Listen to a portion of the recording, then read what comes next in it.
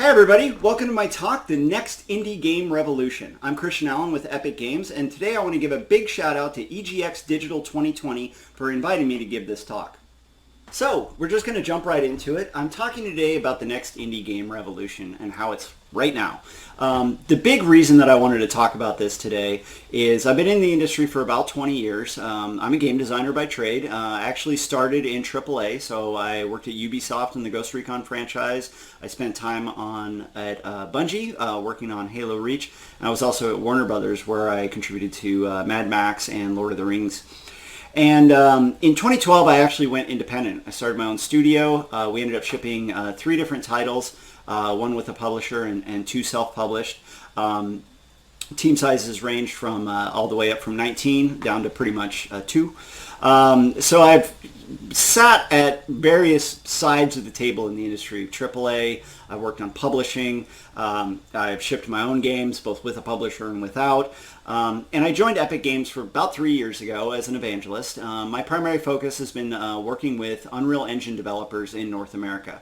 And because of that, anybody that's using the EULA version of the engine, anybody who downloads the engine is the folks that I work with. So that can be all the way from hobbyists, solo developers working on their own title, all the way up to AA studios that sometimes have a publisher, sometimes don't.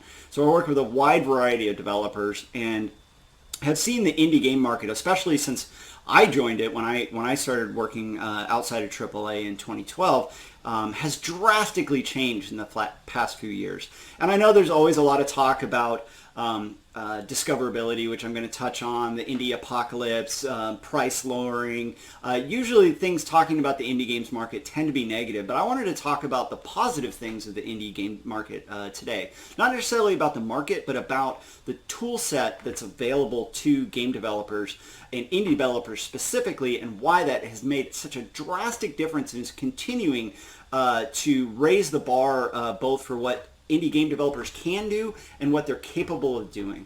So one of the big things that's changed for indie game developers is the game engines that are available to them. Obviously, I work for an Unreal Engine. That's what I focus on, and that's what I'm going to talk about most today. But these kinds of changes have also affected Unity, other open source engines like Godot that are available to developers. But what has really changed in the indie space is that many years ago, or not even many years ago, indie game developers really had a few choices. They could get an engine that needed a lot of work out of the box to be able to be ready to ship, or they could code their own engine, which is always a challenge. And quite challenging, although many have done it in the past. But today what's changed on the engine standpoint is, one, the maturity of the technology. So Unreal Engine 4 has obviously grown quite a bit since it launched. We've added support for multiple different platforms, whether it be console, PC, AR, VR, mobile, all sorts of things like that. We've changed our royalty and financial model. Currently, if you start using Unreal Engine, you don't need to pay any royalties until you hit $1 million in revenue for your product. So that really opens up the gates of anybody be able to grab the engine and start using it without having to outlay any cash or anything like that. But one of the biggest things that's really made things different, not just the maturity of the technology and the readiness out of the box to be able to ship on multiple different platforms, which is a huge change from 10 years ago, where you don't need to do a lot of work just outside the box just to actually ship anything or have anything ready or shippable on those platforms. But the other thing is just the information and the learning aspect that's there. Commercial engines used to be much more of a walled garden where you couldn't get a lot of information. And these days, because anybody can, say, download an Unreal and start making tutorials and breaking into things, there's all sorts of resources available, whether it be community-driven Discord servers, whether it be YouTube videos, whether it be Epic's own online learning, which I recommend you check it out, which has tons of free resources for people able to learn to use Unreal Engine. And that information and that kind of democratization of how to use the tool sets has made a drastic change. No longer do you have to reach out directly to Epic or have to know the secret person that you can go find this information from. It's out there. You can reach out. You can find people that have the knowledge and the information, whether that's bringing people onto your team that want to contribute and learn more about the technology themselves. Or you want to just, beta test your product. Just all that information is out there. Next, on the content itself, Unity has had the asset store for quite a while. Unreal Engine has the Unreal Engine Marketplace, and all of that content has made a huge difference. And there's Fortnite giving me an update. We'll leave that one in there because it makes it more legitimate and I can be less scripted. So I'm going to have a drink of soda while that's up. Okay, Fortnite, you done telling me what's going on? Okay, so the content itself. The content that's available to developers, I always get frustrated in the past, both as an indie developer and when I'd work with indie developers, on the amount of time that we spent as an industry, both in AAA and indie, remaking basic content. So when I say basic content, I mean things like rocks. We make a lot of rocks in the industry. Dirt materials. We make a lot of dirt materials in the industry. Water. We make a lot of water in the industry. Clouds, skyboxes, trees, leaves, building bricks, all these kinds of things. Stairs, chairs, refrigerators, all this kind of content that doesn't necessarily contribute a ton to the visual acuity of your game, but you're needed to have it there to flesh it out. All of that content is available for very low cost to developers to be able to access that content. And what that does is allows the developers, specifically indie developers, to focus on those core assets that really focus on the unique selling point of the game. What is special about their game? So if that is the characters, allows them to focus their art assets on building out those characters. Maybe they can go and acquire some other character bits or full characters to flesh out background characters, things like that. Unique art assets for buildings, for settings, things that help establish the core uniqueness of your game. You can go acquire the assets and modify them for your use, modify them for the art style that you're going for, rip them apart, take pieces off them, whatever you need to do to flesh that world out and really allow you to focus on the core aspect of the game. And I think that's been a huge bonus to indie game developers, and that market is going to continue to expand. The quality bar is continuing to get higher and higher and higher, and it doesn't just apply to art assets. There are lots of gameplay systems that you can go and acquire from these marketplaces. Do you need an RPG style inventory system with a fully adjusting radial menu that adjusts based on the items that you have? You can go purchase a system like that and modify it to work with your game. Do you need a behavior tree system that allows you to have, say, a stealth detecting AI? You can go get a system like that and you can modify it to your needs. You'll notice kind of a common theme I'm saying is modify it to your needs. Adjust it to use in your systems. In film, we don't expect that movie directors are going to go out and build a camera to film their movie. We don't expect that they are going to assemble all the lighting on their sets. They are going to contract with a lighter that's going to come in, or they're going to purchase lighting and cameras and film and all these things, because we want the film directors and the movie directors to be able to focus on the content that's put in front of the viewer. We don't expect every movie set to be built from scratch. If a movie director wants to film a scene in New York Times Square, then ideally they should go to Times Square. Or these days they could get a nice LED screen and project Times Square behind their actors. And so, again, by focusing on this content and these systems that indie game developers are able to go out and acquire and adapt, allows teams to stay small, allows them to focus their budget and their time on their efforts and on quality. Because I'm going to talk a little bit about that, about discoverability and quality and customers towards the end. But that is what I see, one of the two core things, the core technology that's available. Specifically for me, Unreal Engine, you can go download for free, that you can watch a bunch of learning tutorials about for free, that you can go and reach out and find other people that are excited about using the same technology that you're at, that you can learn from, that you can share information with, that you can find team members that are looking to join projects.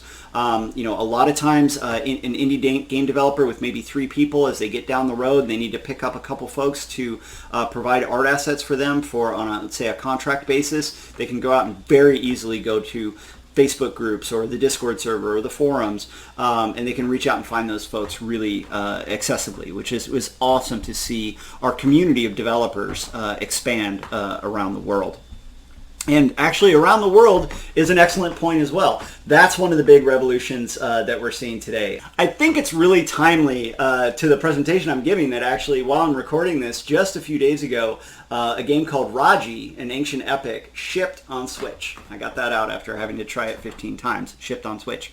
That game was an indie game developed by an Indian team. So it's not only an indie game development team, a small team out of India, that is focused on content that's focused on the Hindu religion and ancient Indian folklore and myths, and it's being really well received. I'm seeing a lot of folks from around the world that are enjoying it, and so a content team from India that's a small independent development team was able to build that content, ship it on multiple platforms in on Unreal Engine. I had the pleasure of meeting that team actually at PAX last year. I believe it was last year, one of the PAXs, and they were showcasing at the ID at Xbox event. So they were able to go through the ID at Xbox program with Microsoft and get onto the Xbox. They were eventually able to get on Switch and ship their title there. And all of that is just amazing. So the world-wide, bringing in different demographics of game developers and bringing in different diversity of ideas and diversity of content and diversity of backgrounds and stories that we can tell to players, and history and folklore and all those things are just going to continue to expand, both in things that explore history and things that explore science fiction and the future and all those things. Getting really excited now, but all of these things, the tool sets, the being able to acquire basic content, to be able to acquire systems to help with your game developer development, and acquire team members from all around the world, communicate with them in real time, share content, work together on content in real time. All of those things are really, I hate to use the term that it seems kicked around, democratizing, but really opening up game development to a lot of different people. And so I really feel that we are in the midst of that revolution right now. I know we hear a lot of bad news about the indie game market. We hear about the indie apocalypse. We hear that this store marketplace just opened it up to everybody, and now it's driving prices down, and this store takes a huge cut, and you only end up with 58% of your revenue. All of these things, but the key positive is that we are able, and you are able as indie game developers, to bring very high quality experiences to your players. And because of that, you're able to charge more money. Because of that, you should be able to make more revenue. That's the idea. We want you to be successful. I wanted to be successful when I was independent, and you want to be successful. Not only is this a passion, and it could just be a passion too. You could do it not to make money. But ideally, you want to be able to make a living at doing this. So the next thing I should touch on is just the cost barrier. Across the board, the cost barrier has come down. The Unreal Engine is free to use now. It used to be, even for indies in Unreal 3, you had to have a out-of-pocket cost just to license the engine, just to get started. With Unreal Engine 4, right now it's completely free to use. Not only that, we announced recently that we upped our revenue cap to $1 million. So a game product doesn't need to start paying royalties, the EULA license royalties to Epic, until they reach $1 million in revenue. That gives you the bandwidth. Once you launch, you're not having to worry about reporting. You're not having to start taking cuts off the top. And I think that has made a huge difference. I used to have to spend a lot of time with developers explaining royalties because we had a cap, but it was lower, and so it would be based on your quarterly revenue, whether you had to report a royalty or whatever like that. And a lot of times developers would just go over just that cap, and they'd have to be writing a check for a couple $100, things like that. And we decided to just bump that up and knock that out. So being able to get in development, not have to worry about costs of the technology. Obviously, other both open source tool sets. Things like Blender, other technologies that folks can use are a huge benefit to that as well. And then cost benefits when it comes to, again, with consoles. Most of the platform holders that I know through their indie programs will either offer lower cost hardware or lender hardware.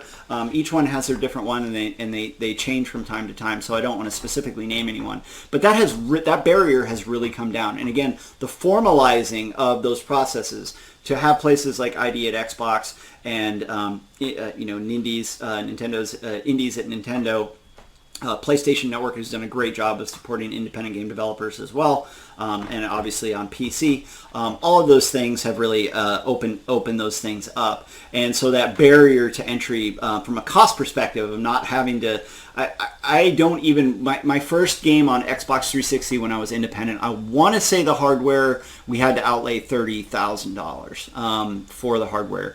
And that was pretty brutal, when you're working on a small budget.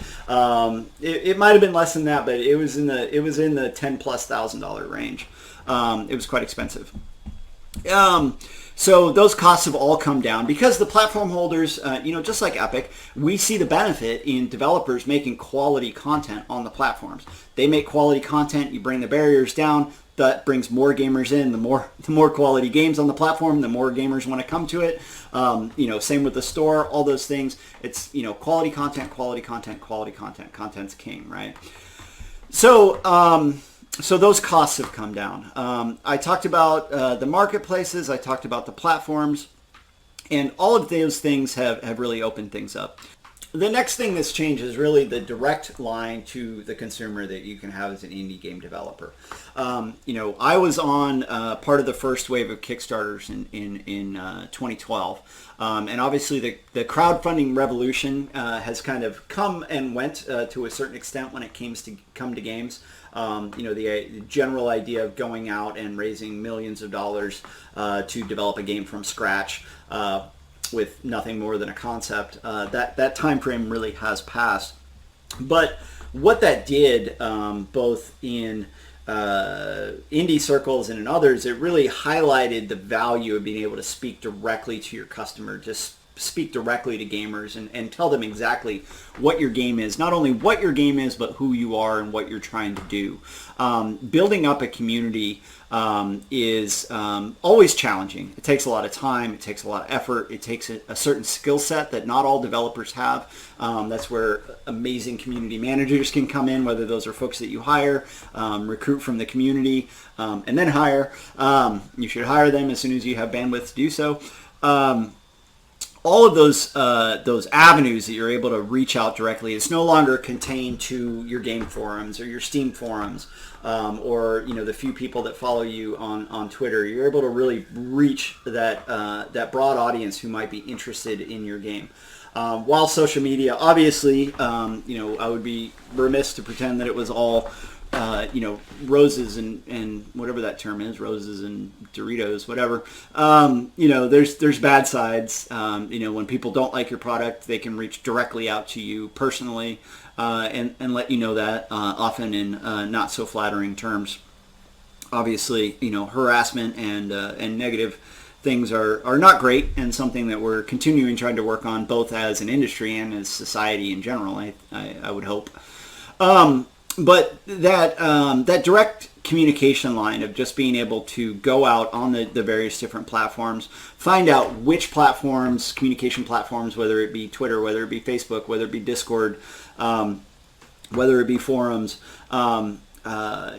figuring out those communication channels to be able to reach out directly to your consumer, inform them what you're trying to do, inform them what's coming, set expectations. I think that's one of the biggest things that you can do as an indie game developer is set expectations correctly for what your product's going to be.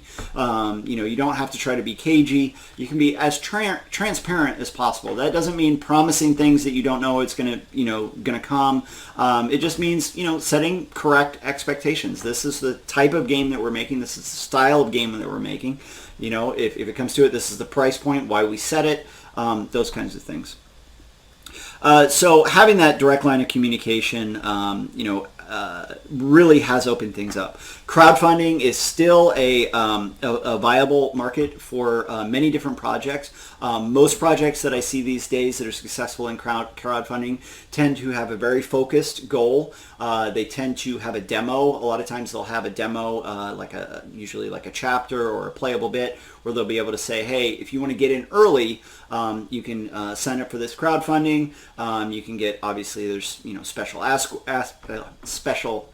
access to, say, the Discord servers or Patreon chats or various different things like that, special content, early access to betas, alphas, that kind of stuff. But those are the projects that I see being successful on crowdfunding today. So it is still completely viable to be able to do crowdfunding.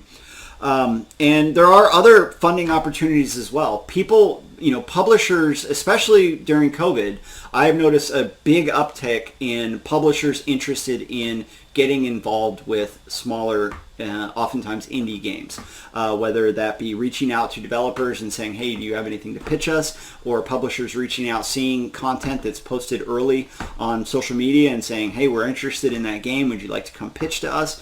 I've seen that increasing.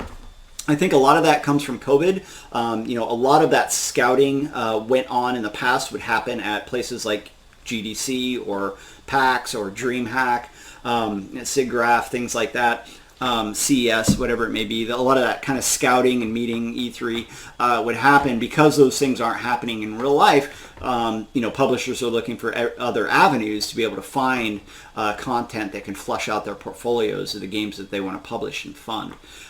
So that's really exciting to see. Obviously for indies, there's way more indies than there are publishers, way more projects than there are funding to do it. But I think that's a really positive change that's coming forward. So let's talk a little bit about what all of this means. I've talked a lot about where this revolution, with the tool set and with the content that's available, allowing developers to focus on their core mission, which is making quality content for their customers, making that quality game, making the game that you envision with the feedback from your playtesters and your team and your QA and all of that, rolling that back, fixing your bugs, shipping your product, getting it out there and having people enjoy it. Ideally, impacting their lives, making their lives a little bit better, and hopefully generating revenue and an income for yourself as well. So the first thing I want to talk about is discoverability. So discoverability is that thing that everybody's hammering on, and has been hammering on for a few years. And that is the downside to the availability of everybody being able to access these tools. Is now you're not competing with a small group of people that are just proficient enough with an engine to be able to ship out a title with a small team and say, yay, we're indie, we could ship this thing. Now you're competing from a quality standpoint. You have to be, to steal a term I first heard from George Miller when I was meeting with him on Mad Max. He used the term the purple cow. He said, you look out around the field and you see all the black and white cows. You want your product to be the purple cow, so that when someone looks across that field of cows, they go, I want to try the purple one. I want to go take a look at what that purple one is, because all the rest are just black and white cows. So you need to focus, and the key of that focus is not just a USP, your unique selling point. How's your game stand apart? How's your art style unique? How's your gameplay unique? How are you taking something traditional and putting a new spin on it?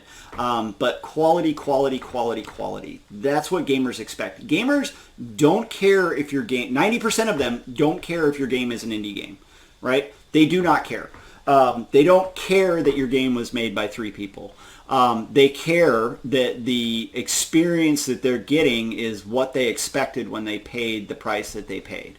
So, if they expected a 3-hour game and they got a 3-hour game, usually they're good with that. If they got a multiplayer game and the game works in multiplayer, they're usually good for that. Where they don't have any patience of you being an indie is when the game crashes, or the features aren't there, or the game is broken, or the settings don't work, or the things that were demonstrated as the core aspect that they were getting are not there. They don't have any tolerance for, oh, well, you're a small team, so it's okay that the game crashes every 10 minutes. Now, obviously, things in beta, early access, that changes expectations, and a lot of that comes back to that concept I mentioned earlier of transparency and setting expectations. But really these days, a lot of what indie games are competing on is quality. So what does that mean for you as a developer?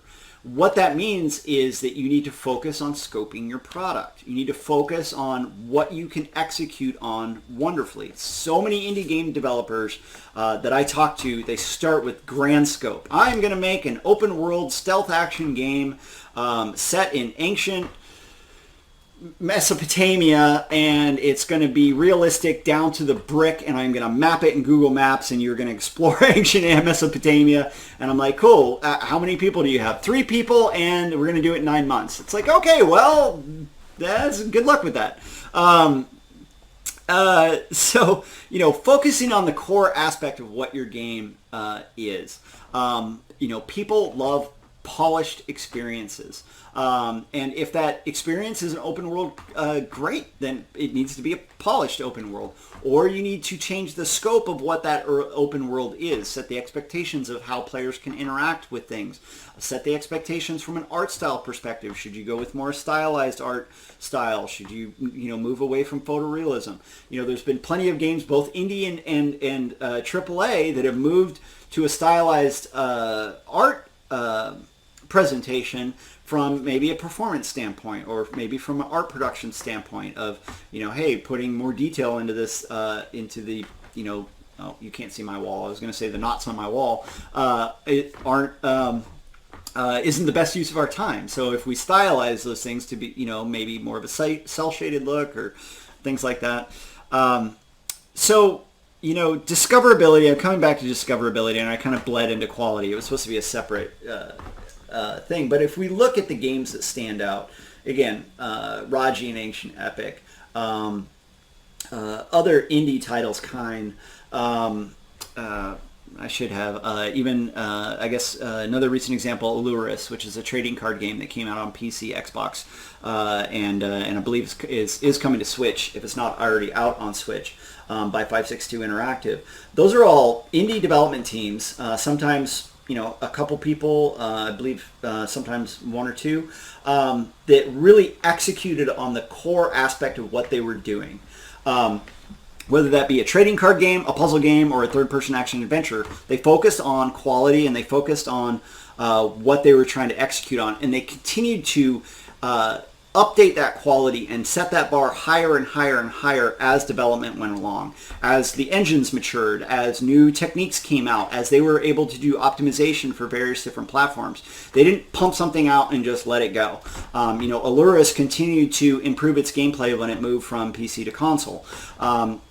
Kine has obviously been supported multiple times. Raji, if you go back through their Twitter feed, you can see the visual difference from that first prototype that they had of just the same setting, the same everything, but by changing the lighting, by working on the materials, by doing optimization, by bringing in particle effects, they made that quality bar higher and higher and higher and higher. And a lot of that comes from iteration. Iteration, iteration, iteration. If you're a game developer, you know that iteration is king. If you can iterate on your title, you can get feedback, you can make it look better, you can optimize. The more time you have to iterate, the better. So the less time that you're building basic tools, that you're building rocks, that you're implementing a third-person camera system that you might be able to get, out of the box with Unreal Engine, that you're doing a camera boom, that you're working on your camera collision, like all those kind of basic nuts and bolts things. Obviously, those have to be really polished as well. But the more time you can spend iterating on your title is where it's at. So customer responsiveness, I think, is the last thing I wanted to touch a bit about with discoverability.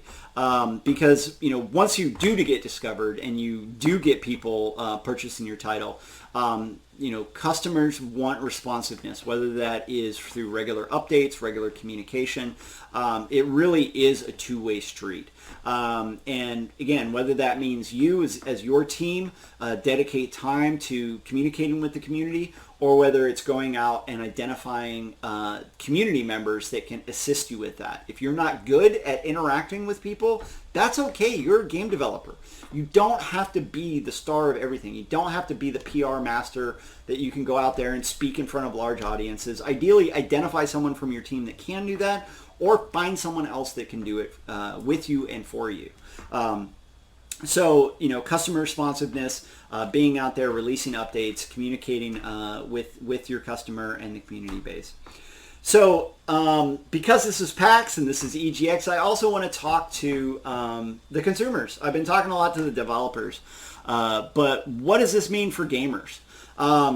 Well, a lot of things. Obviously the maturity of that content allows you as a consumer to look at those products, and you can see the quality bar raising. You can see the quality bar raising in visuals, in polished content, in more stable games. So when you go out and buy a $14.99 or $9.99 or $24.99 indie title, and you go, well, it's indie, I'm not sure, right?